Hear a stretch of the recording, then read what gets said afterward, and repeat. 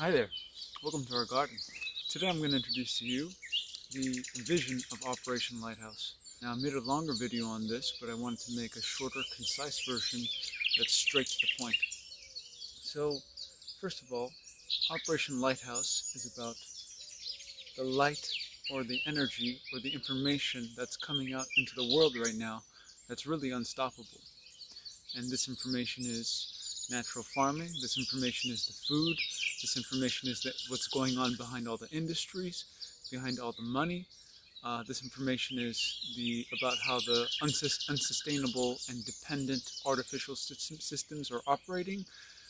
This information is showing us that we need to take change, that we need to make change, and that we need to take responsibility. Operation Lighthouse's first goal and objective is to basically eliminate all of man's suffering. Excuse the cars passing in the background. It gives a great moment for a pause. We would do this by first eliminating all the doctrines and the propaganda, the indoctrinated points of view that have been given to us by the system. And we would also do this by eliminating all of the acids that we are consuming, the acid-forming foods that we are consuming, eliminating the toxins and the cellular degeneration. So being both independent of the mind and the body.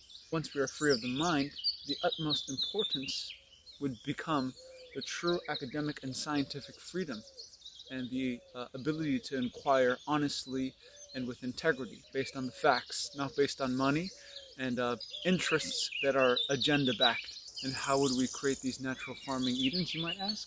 Well, we would revert back to simple and indigenous codes, ancient and native codes, and I would call this cell codes. As Dr. Sebi would say, you want to eat foods that are conducive to regeneration, that actually feed the cells, cell foods, which is cultivation, so simple and indigenous cultivation, eating, and living practices. So we found, especially through Masanobu Fukuoka's farming method, that's natural farming or do-nothing farming, or letting nature thrive and keeping man's input to a minimum, that this aligns again with the indigenous codes. And this is also why the revival of the soil and keeping the the water in the soil, but at the same time with the trees, bringing the water up so that the rain can start to percolate again as the trees bring the water out from the ground, but having an adequate ground cover and a mulch layer so that we keep the moisture from evaporating off of the surface. And this way we don't lose the minerals by burning it through the sun or washing it away through the water. Again, we found that with these simple indigenous codes of cultivation, this natural farming, or also known as do-nothing farming cultivation, that this is the lowest cost and the least effort way of agriculture.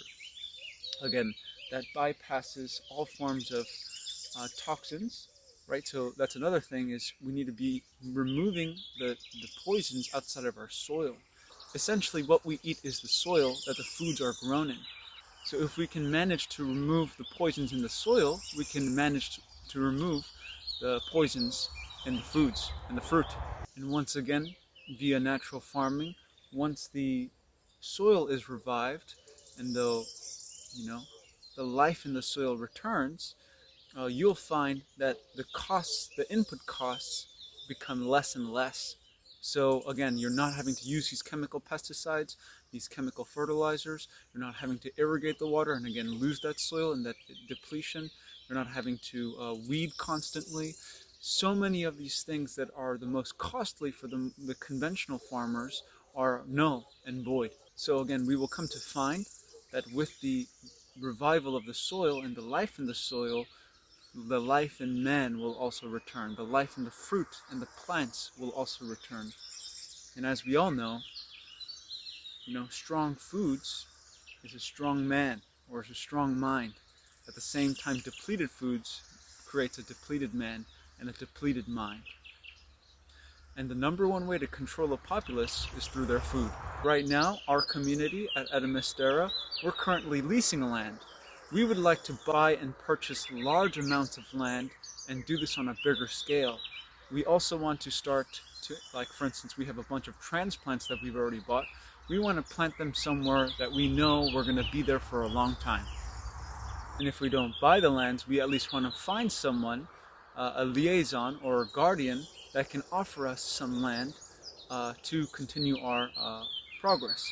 And we would be willing to work with NGOs, we would be willing to even work with governments as long as they're willing to practice natural forms of cultivation and not do this very violent and convoluted and conflicted way of farming that modern agriculture has brought to us. And so that's the other thing, is that natural farming, with sowing clay balls and focusing on more of the mulch rather than doing harmful acts to the soil and such, with clay balls and such, allow nature to choose which seeds to germinate and thrive at the right time, at the right place, in the right environment, with the right conditions. So it actually reduces and practically eliminates the human error element that is involved with farming. Because it's actually human thinking that is getting in the way of nature. And when human thinking steps aside and lets nature thrive, then truly Eden will come to the earth.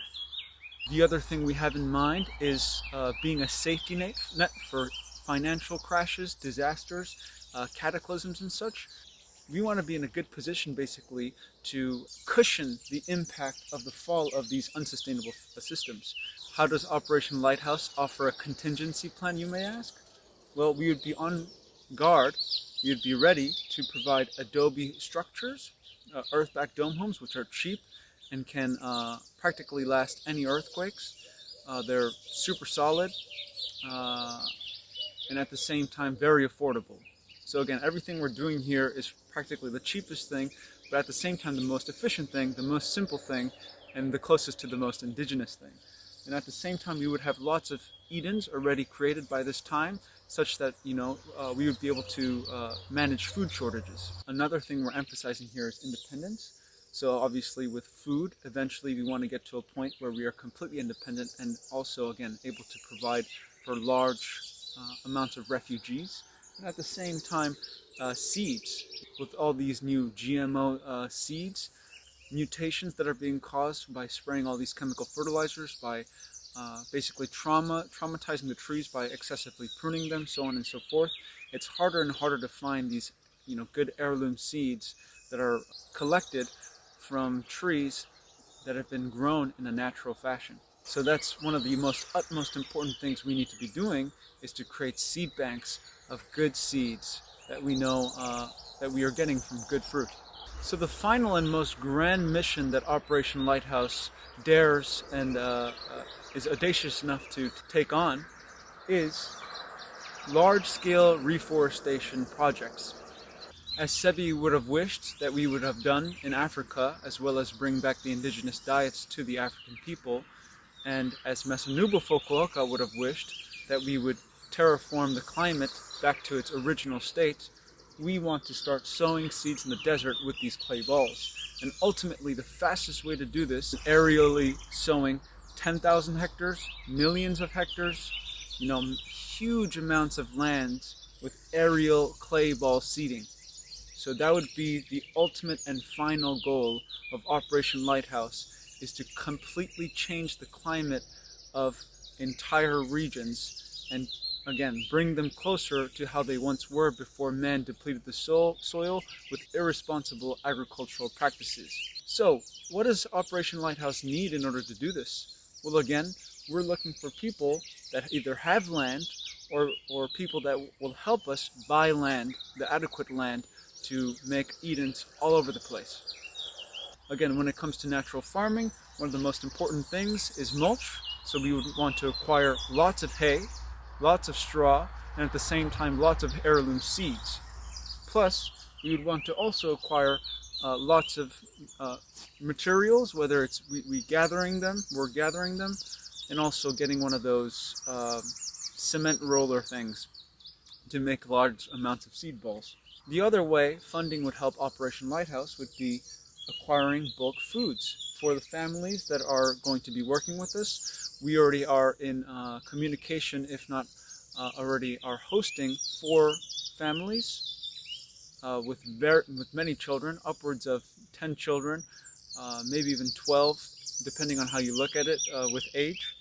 Again, being able to supply food for volunteers until we are established and fully self-sustainable. The other thing funding could possibly go to is mission trips. We would like to get different natural farmers out here to help us. For instance, Luhan, that's a farmer in Italy who has gone to see many of Fukuoka's followers. And also, perhaps we would fund our own mission trips to Africa to help with, as Luhan has done, different locals and natives there, and perhaps set up Garden of Edens over at Africa as well. So again, that's pretty much it for Operation Lighthouse. Again, I think that the gateway to Eden is simple.